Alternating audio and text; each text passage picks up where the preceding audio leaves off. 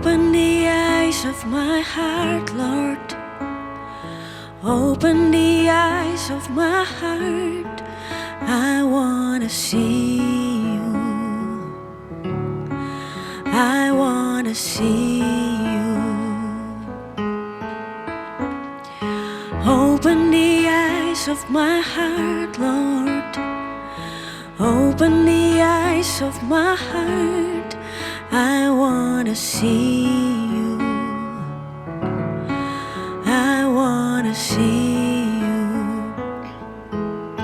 See you high and lifted up, shining in your light of your glory.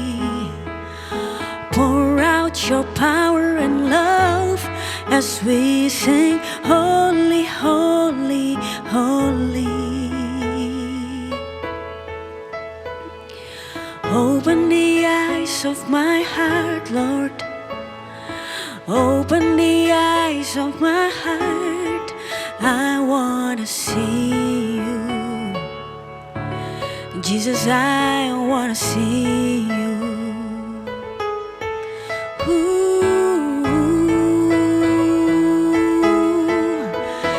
Jesus, I wanna see you more and more.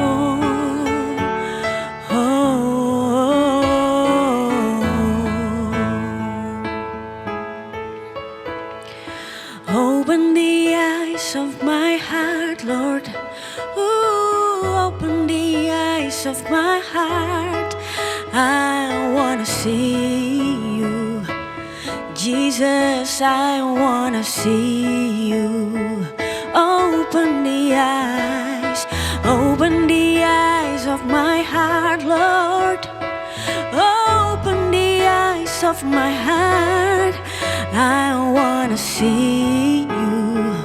Oh, I wanna see you. See you high and lifted up, shining in your light of your glory. Pour out your power and love as we sing, holy, holy, holy. See you high and lifted up, shining in your light of your glory. Pour out your power and love as we sing, holy, holy, holy. Holy, holy, holy. Jesus, holy, holy, holy. Holy, holy, holy. I wanna see you. Holy, you, Lord. Holy, holy, holy. Jesus, holy, holy, holy. Holy, holy, holy. I wanna see you.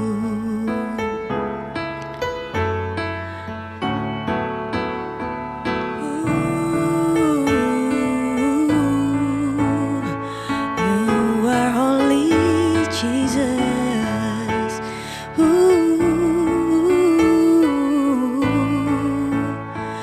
Oh, see you high and lifted up, shining in your light of your glory. Pour out your power and love as we sing, holy, holy, holy. Open the eyes of my heart. Oh, open the eyes of my heart. I wanna see you.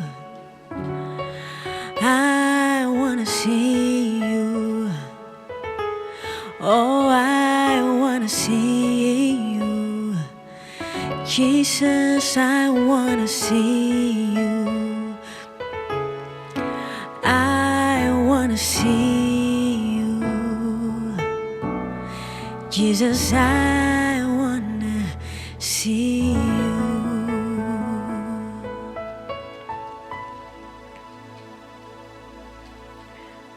Kembali lagi di Roti Manis bersama saya Felix Agus di sini, dan temanya adalah jangan serakah. Seringkali membuat kita mau lagi dan lagi dan lagi dalam kehidupan kita adalah karena keserakahan kita.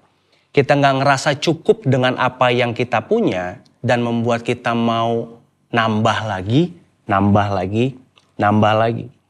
Dan seringkali apa yang membuat kita serakah? Ciri-cirinya apa sih ketika kita maunya yang gak ada? Kita seringkali mau apa yang gak ada, kita lupa apa yang Tuhan udah percayakan dalam kehidupan kita. Kalau Bapak Ibu Saudara, teman-teman Roti Manis mau baca di Bilangan 11, judulnya gini, umat mengeluh. Kalau dalam bahasa Inggrisnya, mengeluh tentang makanan. Coba bayangin, makanan aja dikeluhin. Padahal setiap harinya Tuhan kasih mereka dengan mana dari surga. Tapi tiba-tiba mereka bisa komplain kompak. Kenapa? Karena maunya yang gak ada. Di Bilangan 11 ayat 4 tertulis gini. Para pembuat onar yang ada di antara mereka memiliki nafsu rakus. Dan umat Israel pun mulai meratap lagi serta berkata, siapa yang akan memberi kita daging untuk makan? Sebelumnya mereka asik-asik aja gak ada makan daging, tapi tiba-tiba ada beberapa orang saja yang memiliki nafsu rakus di dalamnya. Tiba-tiba umat Israel, satu bangsa, bisa bilang siapa yang akan memberi kita daging untuk makan? Mereka mau apa yang mereka gak punya. Mereka mau apa yang mereka gak punya. Keserakahan itu berbicara ketika kita gak melihat apa yang baik yang Tuhan percayakan di tangan kita hari ini. Tapi pengennya apa yang ada di luar sana yang kita nggak punya. Bahkan kita akhirnya membandingkan apa yang kita punya dengan apa yang orang lain punya. Di Bilangan 11 ayat 5 lanjutannya bilang gini, kita teringat akan ikan yang kita makan di Mesir secara cuma-cuma. Juga mentimun, semangka, daun bawang, bawang merah, bawang putih, lengkap banget ini mau dibikin masakan.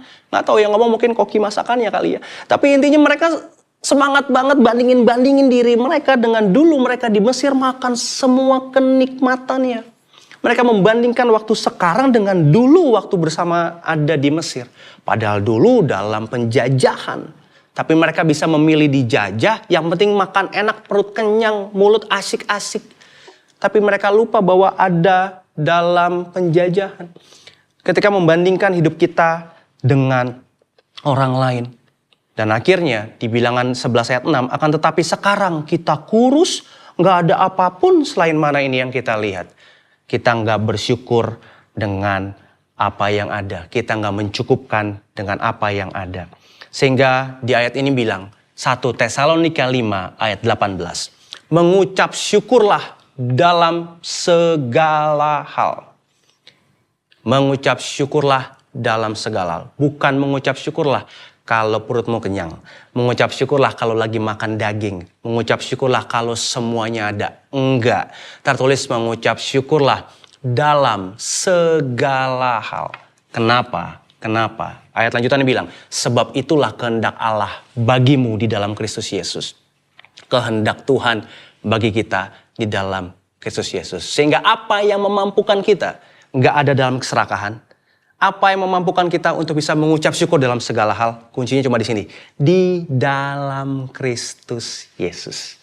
Ketika kita melihat Kristus Yesus sebagai jawaban dalam segala yang kita perlukan, kita bisa bilang cukup.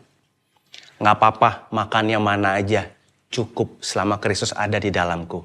Nggak apa-apa dengan keberadaan hari ini. Sederhana, nggak apa-apa. Itu cukup buatku karena Kristus cukup buatku. Makanya kita bisa mengucap syukur dalam segala hal. Karena Kristus kita ada dalam hidup ini. Karena Kristus yang ada di dalamku. Yang membuat aku bisa mengucap syukur dalam segala hal. Tidak ada hidup dalam keserakahan. Karena tahu Tuhan yang memelihara kehidupan kita. Sehingga mengucap syukur itu jadi bagian yang keluar dengan mudahnya dari hidup kita. Karena Tuhanlah pemeliharanya. Tuhan Yesus memberkati.